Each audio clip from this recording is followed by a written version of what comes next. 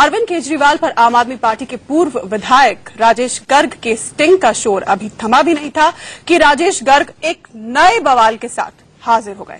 राजेश गर्ग का दावा है कि दिल्ली में राष्ट्रपति शासन के वक्त केजरीवाल बीजेपी पर खरीद फरोख्त के झूठे आरोप लगा रहे थे।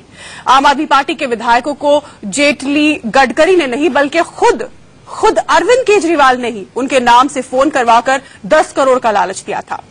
कलह लीला यही खत्म नहीं होती। सूत्रों से यह भी खबर है कि केजरीवाल विरोधी गुट के योगेंद्र यादव और प्रशांत भूषण जल्द ही आपको दो फाड़ करके नई पार्टी बना सकते हैं। ऐसे में ये बीच बहस का बड़ा सवाल है कि क्या केजरीवाल ने वाकई अरुण जेटली बनकर अपने विधायकों को फोन किया था? क्या 14 अप्रैल को वाकई दो फाड़ हो जाएगी आम आदमी पार्टी?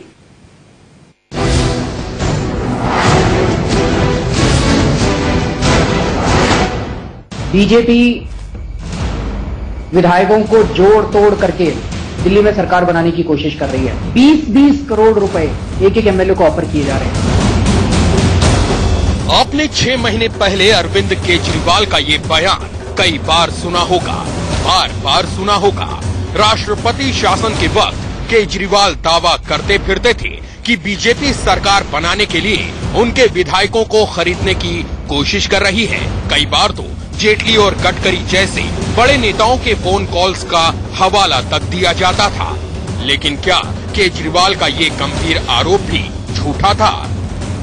आपके पूर्व विधायक राजेश गर्ग का दावा है कि आम आदमी पार्टी के विधायकों को जेटली और गडकरी की तरफ से कोई कॉल नहीं आती थी, बल्कि वो फोन खुद केजरीवाल ही करवाते थे। सुनिए राजेश गर्ग का ये सनसनीखेज आरोप। इन्वेस्टिगेशन के दौरान उन्होंने एक आदमी को पकड़ा। जब जैसे ही आदमी को पकड़ा जिसका वो प्राइवेट नंबर था, तो मुझे जो अरविंद जी मुख्यमंत्री थे तो उनके जो पीए, आज जो पीए हैं वो पीए उस समय भी वही थे, मिस्टर विभव कुमार, उनका फोन आया कि आप जरा उस मामले को परस्यू मत करना। और उसके थोड़ी देर बाद ही संजय सिंह जी का फोन आया कि उस कंप्लेंट को विड्रॉ कर लो। उस दौरान सारी की सारी कॉल अरविंद जी के सहमति से उनके लोगों द्वारा कराई गई थी। राजेश गर्ग का यहाँ तक कहना है कि अगर जरूरत पड़ी तो पिछले ऑडियो स्टिंग की तरह इस मामले का खुलासा भी वो सबूतों के साथ कर देंगे। तो सारे एविडेंस हैं जिसमें पुलिस ने इन्वेस्टिगेट करके जिस आदमी को इन्वेस्टिगेट किया था, डिटेन किया था, संजय सिंह और वो विभव बता देंगे। उनकी कॉल रिकॉर्ड हमारे पास है कि इन्होंने उस समय फोन किया था और किस पर्पज से किया था। ऐसे में ये बड़ा सवाल है कि क्या केजरीवाल ने वाकई जेटली और गडकरी के नाम से अपने ही विधायकों को फोन करवाया ताकि बीजेपी को बदनाम करके दिल्ली में अपना सियासी हित साध सकें? उस टाइम पे तो हजारों वॉलंटियरों ने भी फोन किए थे, एमएलए को भी फोन किए थे, हमारे को भी फोन किए थे, पता नहीं कितने लोगों को वॉलंटियर भी कर रहे थे फोन। और क्या पता राजेश गर्ग ही करवा रहे हो। तो ये कहना कि अरविंद केजरीवाल ने फोन करवाए हैं, तो ये तो कौन सा सबूत उनके पास कि अरविंद केजरीवाल ने फोन करवाए? षड्यंत्रों और साजिशों की राजनीति केजरीवाल साहब करते हैं। अपना जो मत है उसको सिद्ध करना, अपनी राजनीति को उल्लू सीधा करना और उसमें अपने ही विधायकों को यूज कर लेना, और वो किसी को भी यूज कर सकते हैं। अब ये चीजें हम नहीं कह रहे, ये उनके ही लोग कह रहे हैं और चीजें सामने आ रही हैं। लगता है ये पार्टी के जो जितने भी बड़े लीडर्स हैं ये सिर्फ डर्टी ट्रिक्स ही करती रहती है सुबह से शाम तक। उनका दिमाग सारा इन्हीं शातिर दिमागी में लगा रहता है कि किस तरह से लोगों को बेवकूफ बनाओ, अपने ही एमएलएस को, अपने ही वॉलंटियर्स को, अपने ही वोटर्स को बेवकूफ बनाओ।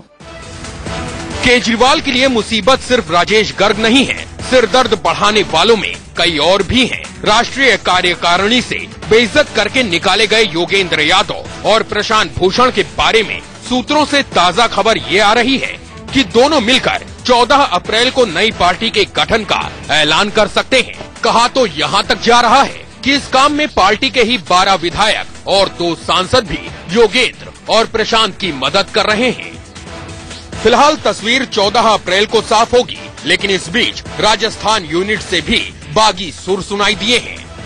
राजस्थान यूनिट के नाराज नेता राकेश पारेख ने केजरीवाल को चिट्ठी लिखकर पार्टी के सभी पदों से इस्तीफा दे दिया है। वहीं राष्ट्रीय कार्यकारिणी के सदस्य राकेश सिन्हा ने भी योगेंद्र और प्रशांत की राष्ट्रीय कार्यकारिणी से छुट्टी और एडमिरल रामदास को आंतरिक लोकपाल पद से हटाए जाने पर अब सवाल उठा दिए हैं। नजरिया बदला एक बात है, उनको आप हटाना चाहते थे वो एक बात है, लेकिन इस तरह का अपमानजनक व्यवहार ये एक बिल्कुल अलग तरह की बात है और मुझे लगता है ये नहीं होना चाहिए था। ऐसी प्रवृत्ति का एहसास होता है कि किसी भी तरह का विरोध, किसी भी तरह की असहमति को बर्दाश्त नहीं किया जाएगा। ये निश्चित रूप से हमारी संस्कृति के अनुकूल नहीं है। ऐसे में केजरीवाल का ये दावा गलत ही दिखता है कि आप में सब कुछ ठीक है। पार्टी के अंदर ऑल इज वेल की तलाश कर रहे जानकारों के लिए फिलहाल तो सबसे बड़ा सवाल यही है कि क्या केजरीवाल ने वाकई जेटली गडकरी बनकर अपने ही विधायकों को फोन करवाया था? क्या 14 अप्रैल को दो फाड़ हो जाएगी आम आदमी party? Bureau report, India news.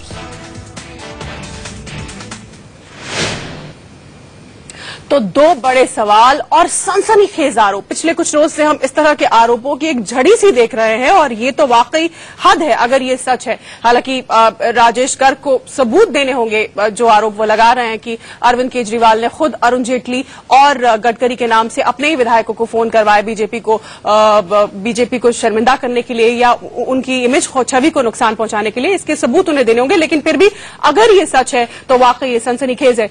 इस पर आज हम बहस करेंगे। हमारे साथ खास मेहमान जुड़ चुके हैं। हमारे साथ स्टूडियो में मौजूद हैं अनिल बंसल, वरिष्ठ पत्रकार। हमारे साथ रमजान चौधरी, योगेंद्र यादव के सहयोगी और आम आदमी पार्टी के साथ ये जुड़े रहे हैं, ये हमारे साथ जुड़ गए हैं। और हमारे साथ अश्विनी उपाध्याय, दिल्ली बीजेपी के प्रवक्ता जुड़ चुके हैं। इससे पहले कि मैं अश्विनी जी और अनिल बंसल के पास चलूं, रमजान चौधरी के पास चलूंगी। रमजान साहब, हालांकि आज इन दिनों आपके विरोधी सुर सुनने को मिलते हैं। आपने मामला भी दर्ज करवाया है पिटाई का और बाउंसर्स से हमले का नेशनल काउंसिल की बैठक के दौरान अरविंद केजरीवाल के खिलाफ, लेकिन क्योंकि आप एक अरसे से पार्टी के साथ जुड़े रहे और आप नेशनल काउंसिल का भी हिस्सा थे, तो क्या वाकई राजेश गर्ग जो कह रहे हैं ये बात सही है? इस बात में वजन है कि चुनाव के दौरान खुद अरविंद केजरीवाल ने नितिन गडकरी और अरुण जेटली के नाम से अपने विधायकों को फोन करवाए थे खरीद फरोख्त के लिए, पार्टी को, बीजेपी को बदनाम करने के लिए?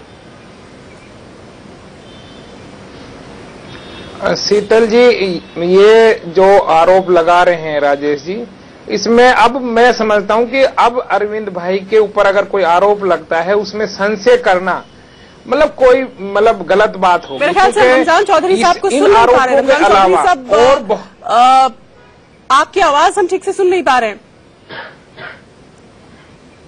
मैं ये कहना चाहता हूं शीतल जी कि जो आरोप राजेश गर्ग जी ने लगाए हैं, ऐसे और कितने आरोप जो उनके ऊपर हैं और साबित हो सकते हैं, जिनका दुनिया को पता नहीं है, जिनका स्टिंग नहीं है, कुछ भी हो सकता है। क्योंकि जिस तरह की चीजें हो रही थी, जब हरियाणा के इलेक्शन के बारे में बात हो रही थी, मैं शीतल जी आपको बताना चाहूंगा कि उस वक्त एनई में भी वोटिंग हुई थी और पीएससी में भी वोटिंग हुई थी। इससे बड़ी बात क्या हो सकती है कि वोटिंग की हेराफेरी करवाई गई और ये बिल्कुल सामने आ गई थी। इसका सबूत भी है। वोटिंग जो डली थी एनई के मेंबर्स के जरिए से, वो अलग थी और जो पेश की गई वो अलग थी। तो जो आदमी इतना गिर सकता है वो कुछ भी नहीं। सीधा सवाल ये है कि क्या इस तरह के, सीधा सवाल ये कि क्या, क्योंकि आप पार्टी के साथ तब भी थे जुड़े हुए, अब आप हालांकि विरोधी खेमे में हैं, क्या इस तरह की बात आपके संज्ञान में या आप तक पहुंची कि फर्जी कॉल्स इस तरह से कराए जा रहे थे, इस तरह का फर्जीवाड़ा कराया जा रहा था? देखिए, ये बात उस वक्त बहुत जोरों पर थी, लेकिन चूंकि मेरे पास उस वक्त भी सबूत नहीं थे, आज भी सबूत नहीं है, इसलिए मैं उस तरीके से कहना नहीं चाहता। लेकिन सच बात यह है कि आवाम के ऊपर फोन करवाने का आरोप, जिसकी जांच चल रही थी, एडमिरल रामदास जी को देने की बात हो रही थी कि उन कॉल का चिट्ठी लिखी गई है बाकायदा कि जांच करवाई जाए कि कौन ये कॉल करा रहा है बदनाम करवाने के लिए। और उसके बाद ये बात चली थी कि कॉल करवाई जा रही है, ये बातें थी, लेकिन मेरे पास तो सबूत उस तरह के नहीं है। लेकिन ये बात उस वक्त सबूत अभी राजेश गर्ग को भी दिखाने हैं, मुहैया कराने हैं, लेकिन आप इस बात को कम से कम कबूल रहे हैं कि ऐसी बात उड़ी थी कि फर्जी कॉल्स किए गए थे। मैं चलूंगी सीधे अश्विनी उपाध्याय के पास। जी अश्विनी जी। देखिए शीतल, ये बहुत ही गंभीर विषय है भारत की राजनीति में। मुझे लगता है कि वर्ल्ड में भी ऐसा कहीं नहीं हुआ होगा जो ये अभी हुआ है। आप ये देखो, एक पार्टी का सुप्रीमो, एक पार्टी का मुखिया दूसरी पार्टी के वरिष्ठ नेताओं को बदनाम करने के लिए इस हालत तक गिर जा रहा है, इस हालत तक गिर गया है, पॉलिटिकल माइलेज लेने के लिए, लोगों की सहानुभूति बटोरने के लिए इस हालत तक गिर गया है कि बाकायदा वो अपने ही विधायकों को फोन करवा रहा है। अब इसमें दो बातें हैं। पहली बात तो ये कि क्या पता वो अपने विधायकों को टेस्ट कर रहे हो, अपने विधायकों को चेक कर रहे हैं कौन कौन बिकने वाला है, कौन कौन नहीं बिकने वाला है। और दूसरी बात, इसमें वो दूसरी पार्टी को बदनाम भी कर रहे हैं। मतलब एक तीर से उन्होंने दो निशान चलाया है। एक भारतीय जनता पार्टी को बदनाम किया, खासतौर पे हमारे नितिन गडकरी जी और अरुण जेटली जी का नाम लेकर उनको बदनाम किया है। दूसरा, अपने लोगों को चेक भी कर रहे हैं। तो मुझे लगता है इससे गंदा, इससे गिरा हुआ, इससे घृणित चरित्र भारतीय किसी भी नेता का अभी तक नहीं देखा गया।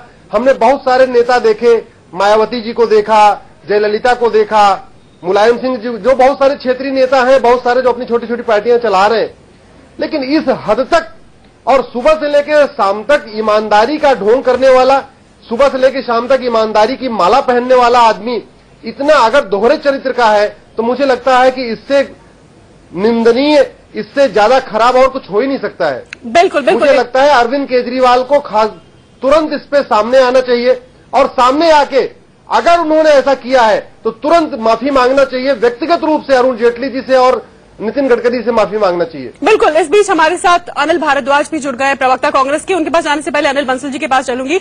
अनिल बंसल जी, क्या ये अपने आप में अप्रत्याशित है? अगर सच है तो देखिए शीतल जी, अगर ये सच है, यद्यपि अभी सबूत सामने नहीं आए हैं, तो निश्चित रूप से वो अप्रत्याशित होगा ही।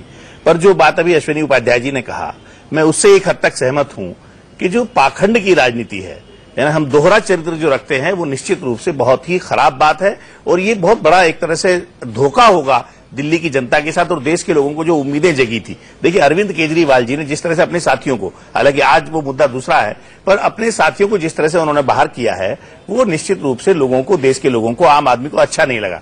फिर इन लोगों का आचरण आप देखिए, पारदर्शिता की आप लगातार दुहाई देते रहे, विकेंद्रीकरण की बात करते रहे, नए ढंग की राजनीति की बात करते रहे, पारदर्शिता आपके अंदर कहीं नहीं है। मीडिया को आप पूरा इस्तेमाल करते थे, मीडिया के कंधों पर बैठकर आप पॉपुलर हुए, आज आप मीडिया से किनारा करते हैं। तो ये जो सारा आचरण है, कहीं ना कहीं ये दोहरा, जिसे हम राजनीति में हिपोक्रेसी इंग्लिश में बोलते हैं और हिंदी में एक तरह से पाखंड हम उसको मानते हैं। पर ये तो हद हो गई ना, अगर ये सच है कि आप फर्जी कॉल्स अपने विधायक को कर रहे हैं। जो शीतल जी, बुनियादी बात यह है कि जब ये लोग कहते थे कि हम अलग ढंग की राजनीति करते हैं, नई लीग की राजनीति, तो सब हमाम में नंगे हैं। अब आम आदमी यही कहेगा कि राजनीति के हमाम में सब नंगे हैं, चाहे वो बीजेपी को कोसते थे, वो भी वही सब हरकतें करते हैं, कांग्रेस, सब एक दूसरे को कोसते हैं, पर आचरण आम आदमी पार्टी का भी उनसे कोई भिन्न नहीं होगा। न नई ढंग की राजनीति की, देखिए उनके यहां भी अगर आप 5 लोग या 4 लोग या 10 लोग आपसे असहमत हैं, तो क्या असहमति के लिए कोई गुंजाइश नहीं है? लोकतांत्रिक दल में काहे का अंदरूनी लोकतंत्र है आपकी पार्टी में? आप कांग्रेस की आलोचना करते थे, आप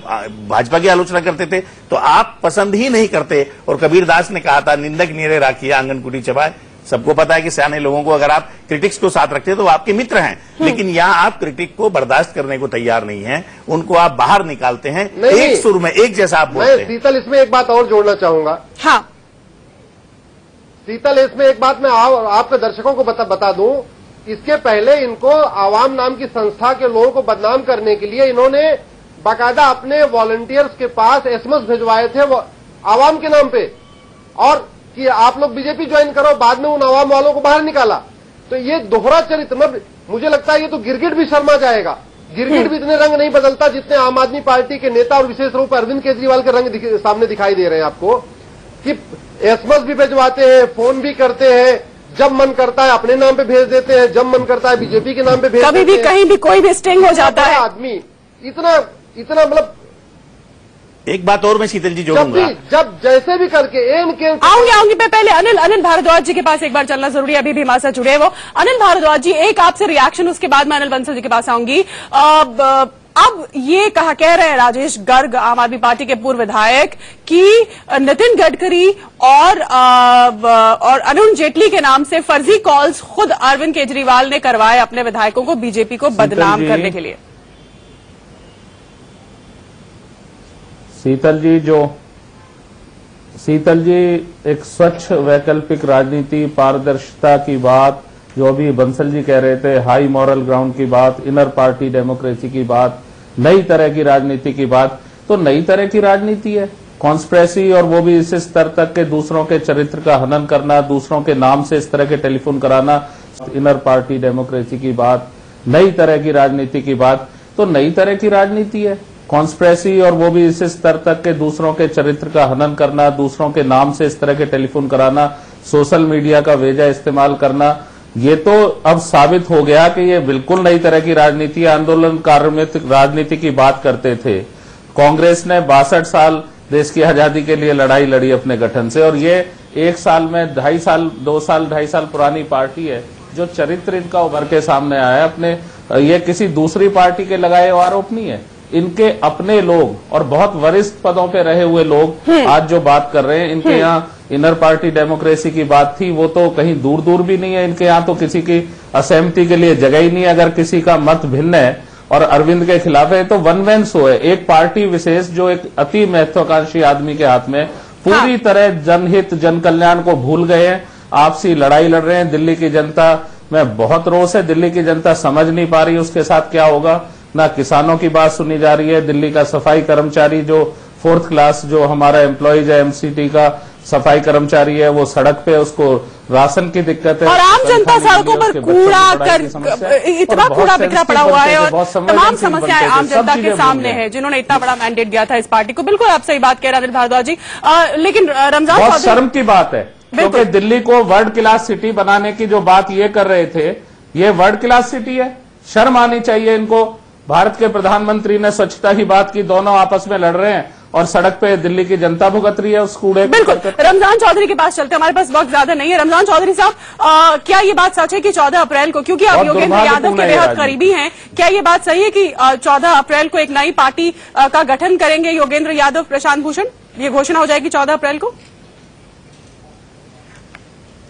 शीतल जी, नई पार्टी या पुरानी पार्टी ये तो लिफाफे हो सकते हैं। एक बड़े वॉलेंटियर्स को बुलाया जा रहा है जो आम आदमी पार्टी के वॉलेंटियर्स हैं, उन तमाम की राय लेकर, और कोई जरूरी नहीं है कि इनकी पार्टी आम आदमी पार्टी इनकी बपोती है। ये 4-5 लोग अगर कब्जे पे बिठाए दिए हैं देश के लाखों वॉलेंटियर्स, नहीं, आप हमें स्पष्ट बताइए ना, भी जा सकता है। आप हमें स्पष्ट बताइए ना कि क्या वाकई नई पार्टी खड़ी होने जा रही है, और क्या आप उसे आम आदमी पार्टी कहेंगे? क्योंकि आपने बात की कि आम आदमी पार्टी जो है इनकी बपोती नहीं। हाँ शीतल जी, 14 तारीख को देश के नेशनल एग्जीक्यूटिव्स भी, नेशनल काउंसिल के मेंबर भी और लाखों जो कार्यकर्ता जुड़े हुए हैं, उनके सुझाव को लेकर इसमें मंथन होगा कि पार्टी, जरूरी थोड़ी है कि 4 लोगों ने कब्जा कर लिया है तो उस पार्टी को का उन पे कब्जा रहेगा। तो इन तमाम विचारों पर कितना क्या मंथन होकर जो चीज नहीं आएगी वो सब देश के सामने रहेगी। कितने लोग आपके समर्थन में है? ऐसा कहा जा रहा है कि 12 विधायक और 2 सांसद भी आपके साथ है, आपके गुट के साथ हैं। इसमें कितनी सच्चाई और कितना समर्थन है आपको और योगेंद्र यादव को हासिल?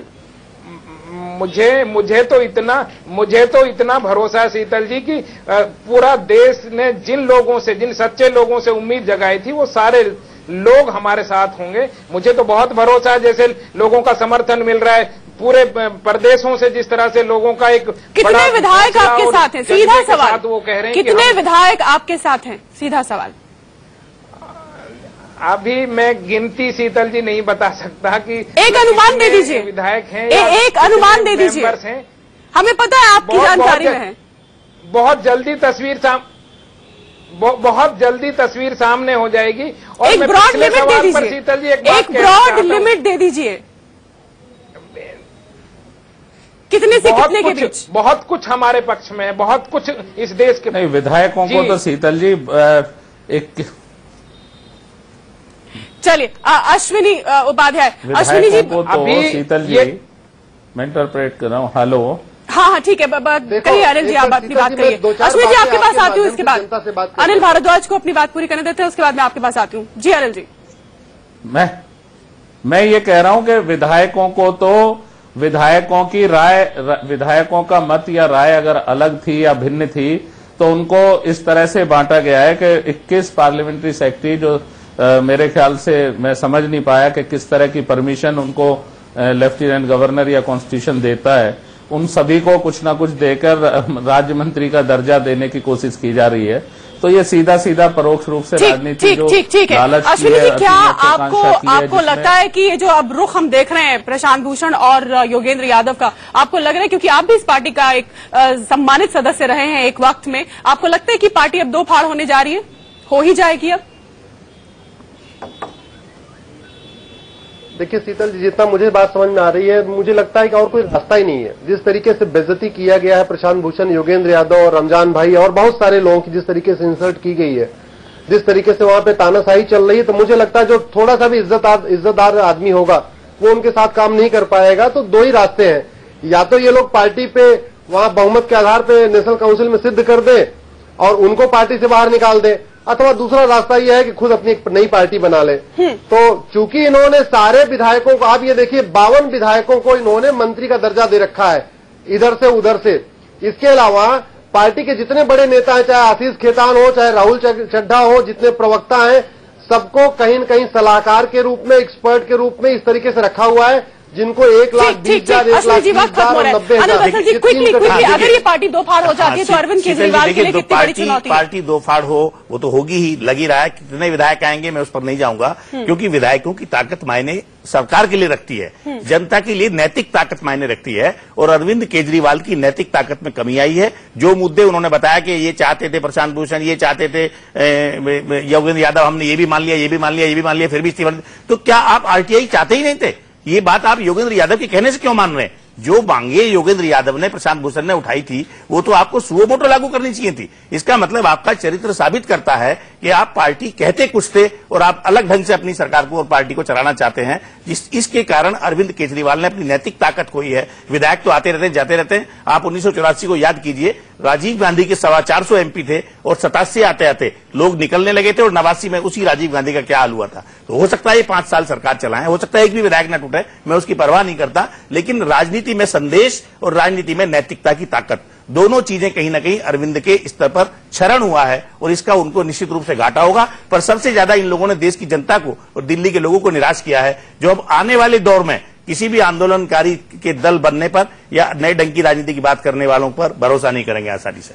बिल्कुल। तो आम आदमी पार्टी के भविष्य, आम आदमी पार्टी की नीतियों, आम आदमी पार्टी की आइडियोलॉजी, आम आदमी पार्टी के अंदर के विवाद, ये तमाम चीजों पर प्रश्न चिन्ह लगातार घटने की बजाय या हटने की बजाय बढ़ता चला जा रहा है। और सबको अब इंतजार 14 अप्रैल का है और उस 14 अप्रैल तक के का जो समय है उसके उस बीच का है कि इस दौरान और पता नहीं क्या क्या चीजें, क्या क्या खुलासे निकल कर आते हैं। बिल्कुल। तो आप सभी का हमारे साथ इस बहस में जुड़ने के लिए धन्यवाद। फिलहाल एक ब्रेक, लेकिन ब्रेक के बाद भी इंडिया न्यूज पर खबरें लगातार जारी है।